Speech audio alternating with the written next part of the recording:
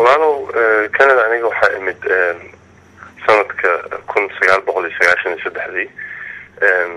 tobankii sano ugu horeysana waxaan ku mashquulsanaa waxbarasho iyo wax la mid ah marka sanadka markuu marayo 2002 ilaa 2006 waxaan la shaqeeyay ninka mas'uulka ka ah gobolka ugu weyn Ontario oo la yiraahdo gobolka ugu weyn Canada oo la yiraahdo Ontario siyaasaddaas nin siyaasi baan la shaqeynayay la taliya la ahaa xisbiga liberalkana markaas mucaarad ahayn ka bacdi doorasho la galay waxaan noqonay dowladdiina experience baan ka helay ka bacdi waxaan 5 sano markii aan ka shaqeynayay jagadaas baan iskaga tagay si aan lawyer u noqdo inaan avocado noqdo avocado-nimadii baan marka iskuul ugu laabtay markaan soo dhameeyayna waa soo laabtay magaalada Toronto ku soo laabtay inaan lawyer noqdo qaaraan noqdo haddana waxaan noqday musharaxa xisbiga liberalka xaafadda York South-West marka musharaxnimada naftigeeda doorasho loo maray marka qofka intuusan baarlamaanka Canada gelin laba doorasho waa inuu maraa doorasho hoose oo xisbiga ah iyo doorasho sare oo general election dadka dhan ah marka tii xisbiga waa soo gudubnay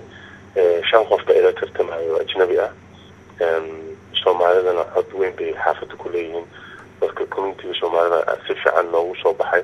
sidii baan ku raynay marka hadda aniga maaragtay candidate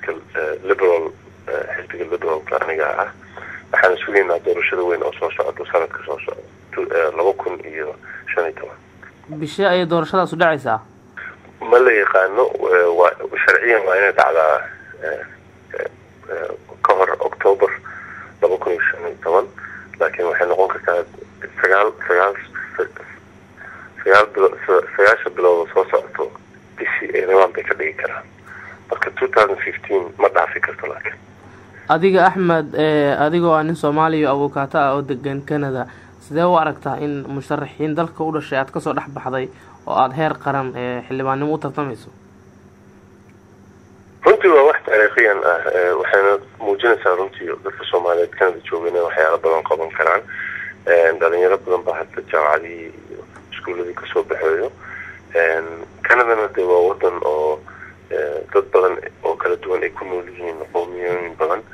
marka fursad baa anaga ku leenahay inaan xukunka Canada wax ka galno sababtoo ah cod aad iyo aad u badan baa ku leenahay Canada dadka Soomaaliyeed waxaa lagu qiyaasaa inay tiro ahaan ay ka badan yihiin 200,000 oo qof marka 200,000 oo qof wadan Canada camal ah cod weyn bay ku yeelan karaan xaafado badan bay kasoo geli karaan awal waxaa u muudaa taas inaysan u dhicin dadkii xoogaa waa kala